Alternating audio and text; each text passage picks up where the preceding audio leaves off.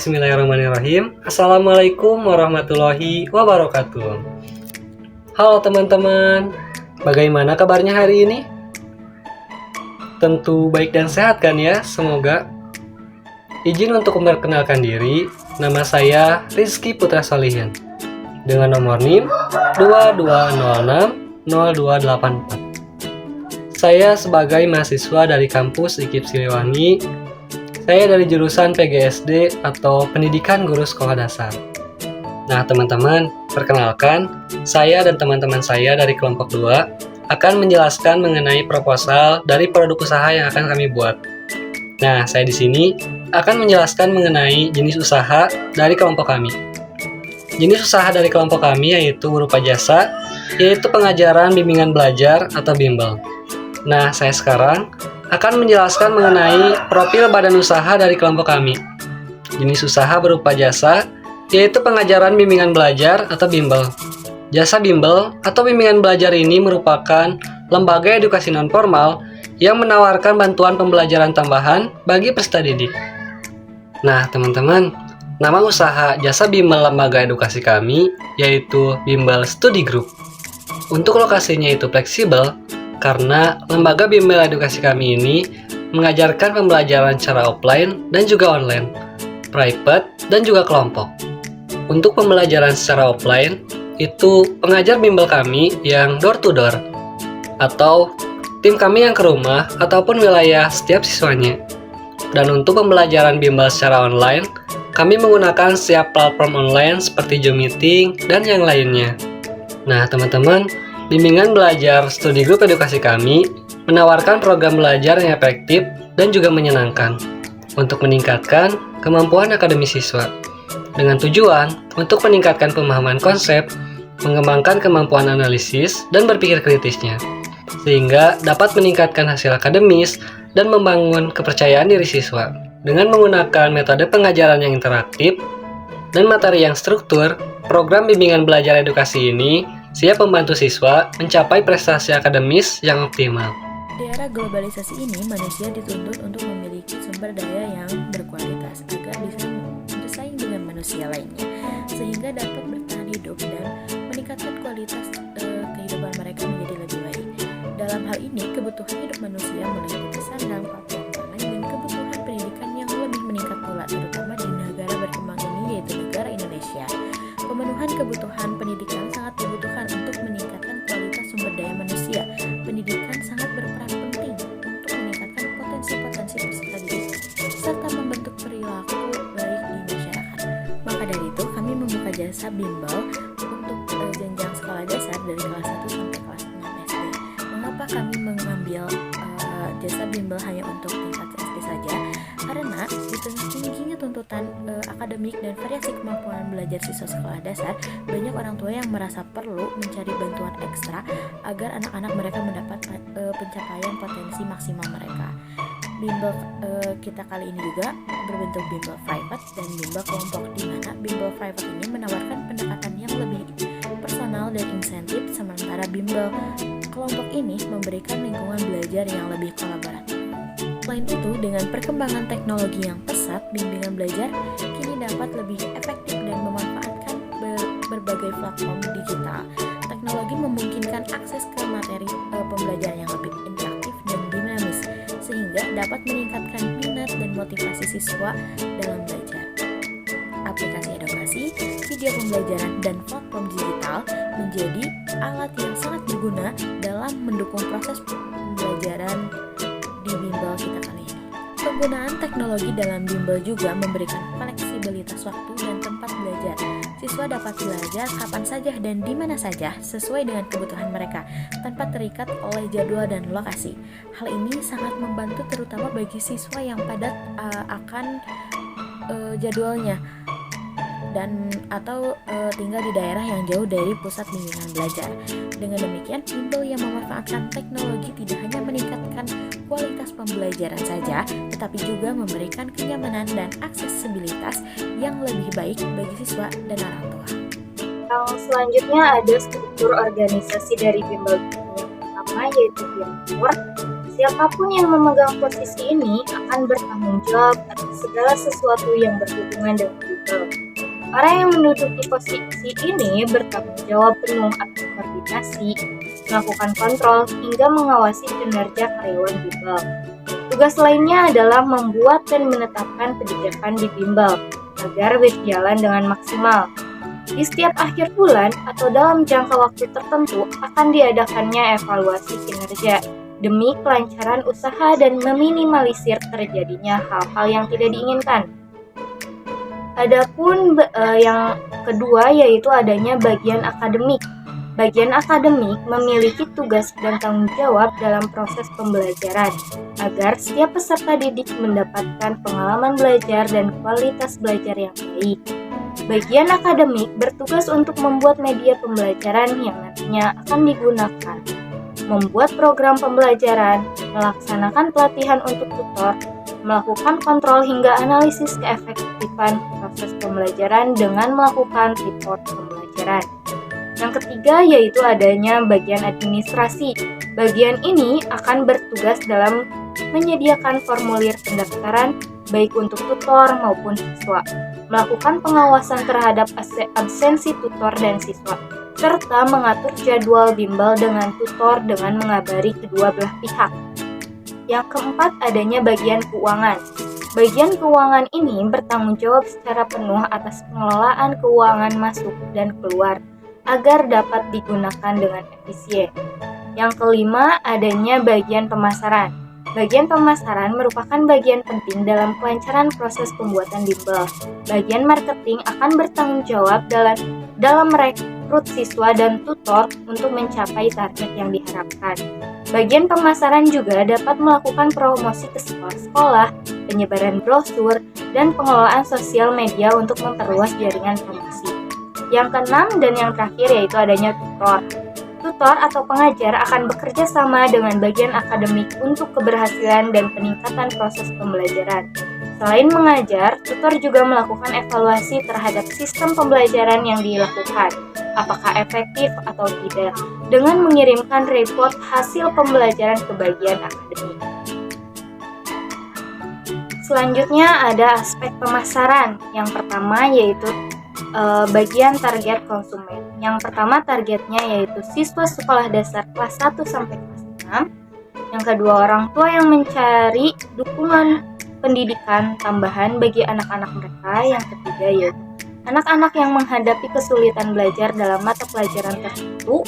Yang keempat, siswa yang mempersiapkan diri untuk menghadapi ujian tengah semester, ujian akhir semester, dan ujian kenaikan kelas. Yang kedua yaitu adanya bauran pemasaran, di mana yang pertama ada produk yang ditawarkan yaitu dalam bentuk jasa bimbingan belajar dengan paket belajar yang bervariasi. Berikut uraian singkat terkait berbagai paket yang terdapat di bimbingan belajar ini. Di antaranya yang pertama, privat offline Calistung, privat offline SD, privat online SD, intensif mengaji offline, intensif mengaji online, kelompok belajar Calistung offline, kelompok belajar SD offline. Yang kedelapan yaitu kelompok belajar Calistung online. Yang kesembilan yaitu kelompok belajar SD online. Adapun keunggulan dari bimbel ini menggunakan teknologi dalam proses pembelajaran, seperti penggunaan aplikasi edukasi dan platform untuk buat belajar lebih menarik dan efektif. Yang kedua, menggunakan metode pembelajaran yang interaktif dan menyenangkan untuk membantu anak-anak lebih mudah memahami materi. Yang ketiga, yaitu menekankan penguasaan dasar pembelajaran seperti membaca, menulis, dan berhitung. Yang keempat, waktu pembelajaran yang fleksibel sesuai dengan keinginan. Yang terakhir, yaitu keunggulannya free biaya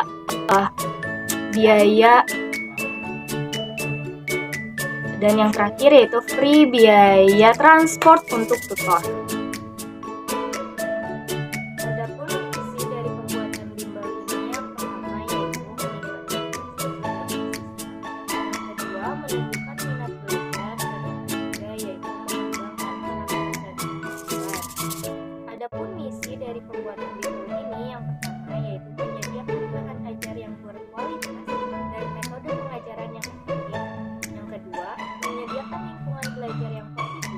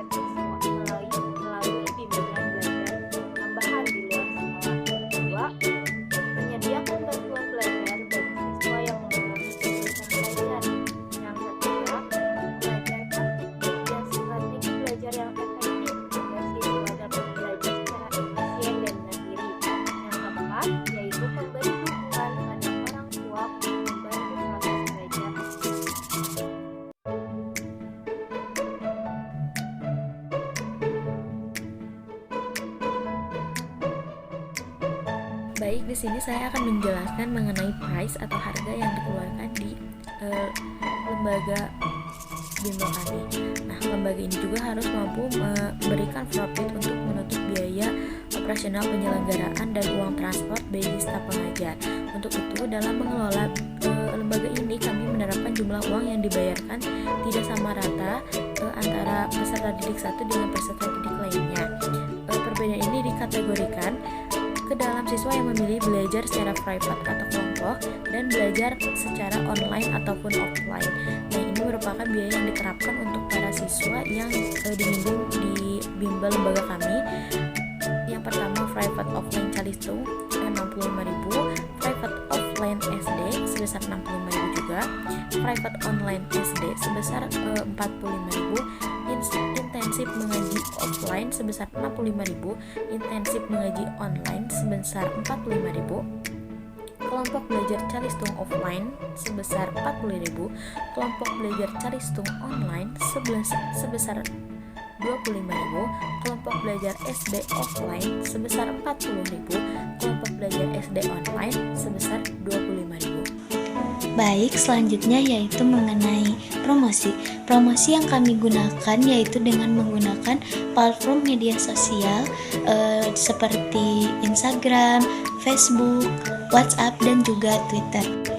Melalui fitur tersebut, konten yang akan kami posting tentunya seperti poster, video promosi, atau juga iklan terkait bimbel yang akan kami laksanakan ini, serta feeds atau yang gambar yang menandakan bahwa bimbel yang kami promosikan ini sangat akan membantu anak sekolah dasar seperti pada tujuan bimbel kami ini. Namun, kami juga tidak hanya menggunakan konten online saja, akan tetapi kami juga akan menyediakan poster yang dimana poster ini akan disebarluaskan agar lebih menjangkau audiens kita, dan juga kami akan menyediakan brosur yang tentunya akan disosialisasikan atau disebarluaskan juga kepada warga secara langsung maupun melalui RT atau RW, dan juga akan disosialisasikan kepada sekolah-sekolah. Nah, selanjutnya ada analisis pasar, yang dimana untuk pasarnya ini kita menargetkan untuk anak sekolah dasar, dan untuk bimbel yang kita mulai itu kita membedakannya menjadi dua, ada yang bimbel private dan juga ada yang berkelompok. Dimana untuk yang private itu bersifatnya personal, jadi satu pengajar hanya menangani satu siswa saja, sedangkan kalau yang berkelompok itu bersifatnya berkolaborasi atau bekerja sama dengan siswa-siswa lainnya. Bimbel yang kita mulai ini kita tidak lepas dari yang namanya teknologi, mulai dari materi pembelajaran, video interaktif, terus media pembelajaran, kita tidak akan lepas dari teknologi. Jadi semuanya masih berbasis digital. Kenapa kita memanfaatkan teknologi dari semua pembelajaran yang kita lakukan? Karena di era zaman sekarang kan ini sudah perkembangan teknologinya sudah pesat, dan kita meskipun bimbel ini secara sederhana, tapi kita tidak boleh lepas dari yang namanya teknologi juga. Baik, yang selanjutnya ada aspek keuangan. Nah, aspek keuangan ini dibagi menjadi 3. Yang pertama ada biaya untuk memulai usaha. Ini menjadi poin yang sangat penting saat kita memulai usaha bimbel. Nah, untuk memulai usaha bimbel ini ada beberapa faktor atau beberapa targetan yang harus diperlihatkan gitu, seperti lokasinya, terus juga tempat bimbelnya, lalu fasilitas yang disediakan, dan juga logistik yang diperlukan di dalam bimbel. Namun karena kita memulai bimbelnya ini masih sederhana, yang dimana kita tidak memerlukan tempat, maksudnya tempat kita hanya di rumah-rumah saja gitu, jadi kita tidak memerlukan atau menyewa tempat, lalu juga kita belum mengambil guru dari luar, jadi kita untuk biayanya ini minim sekali. Lalu yang kedua ada analisis risiko usaha, yang dimana kita ketahui kalau misalkan kita ingin membuat suatu usaha, mau itu bimbel ataupun yang lain-lain, pasti tidak lepas dari yang namanya risiko. Begitupun saat kita memulai usaha bimbel. Nah, untuk analisisnya ini kita sudah menganalisis berbagai faktor yang menjadi resiko dalam usaha bimbel, seperti kompetisi dengan bimbel lain yang sudah jauh lebih maju, sudah jauh lebih ternama, lalu juga dengan bimbel yang memang sudah terakreditasi gitu. Lalu selain kompetisi juga kita bersaing dengan permintaan pasar yang cukup pesat, di mana orang tua itu ingin anaknya seperti ini, ingin anaknya seperti itu juga menjadi resiko dalam usaha bimbel. Lalu juga sumber daya manusianya juga menjadi resiko dalam usaha bimbel gitu. Sumber daya manusia yang dimaksud bukan jumlah manusia yang kita perlukan, tapi sumber daya materi dari seseorang yang memang kita perlukan. Nah, lalu yang ketiga ada antisipasi kita dalam mengatasi resiko saat memulai bimbel kemarin gitu. Nah, untuk antisipasi yang kita lakukan ini ada 3. Yang pertama ada fokus pada kualitas pengajaran, yang dimana kan sebelum memulai bimbel sumber daya manusianya harus mencukupi terlebih dahulu gitu. Kita harus bisa menguasai semua materi yang akan diajari atau yang akan dipelajari pada saat bimbel. Jadi itu kita harus mengantisipasinya sebelum nantinya setelah melaksanakan bimbel adanya resiko-resiko yang tidak kita inginkan. Lalu yang kedua, kita melakukan diversifikasi layanan dengan menawarkan program bimbel untuk berbagai jenjang pendidikan dan materi yang berbeda. Nah, namun untuk yang jenjang pendidikan yang berbeda ini kita belum melakukannya gitu, karena kita masih baru memulai dan masih secara sederhana, jadi kita masih mengambil anak sekolah dasar. Namun untuk yang materi yang berbeda itu kita sudah lakukan untuk mengantisipasi resiko. Jadi materi yang diajarkan di bimbel yang kita baru mulai kemarin itu kita sudah memberikan materi-materi yang berbeda, tidak hanya monoton kepada satu materi saja. Itu 3 hal yang kita lakukan untuk mengantisipasi adanya resiko untuk memulai usaha bimbel. Nah, teman-teman, bimbingan belajar studi grup edukasi kami menawarkan program belajar yang efektif dan juga menyenangkan untuk meningkatkan kemampuan akademis siswa, dengan tujuan untuk meningkatkan pemahaman konsep, mengembangkan kemampuan analisis dan berpikir kritisnya, sehingga dapat meningkatkan hasil akademis dan membangun kepercayaan diri siswa. Dengan menggunakan metode pengajaran yang interaktif dan materi yang struktur, program bimbingan belajar edukasi ini siap membantu siswa mencapai prestasi akademis yang optimal.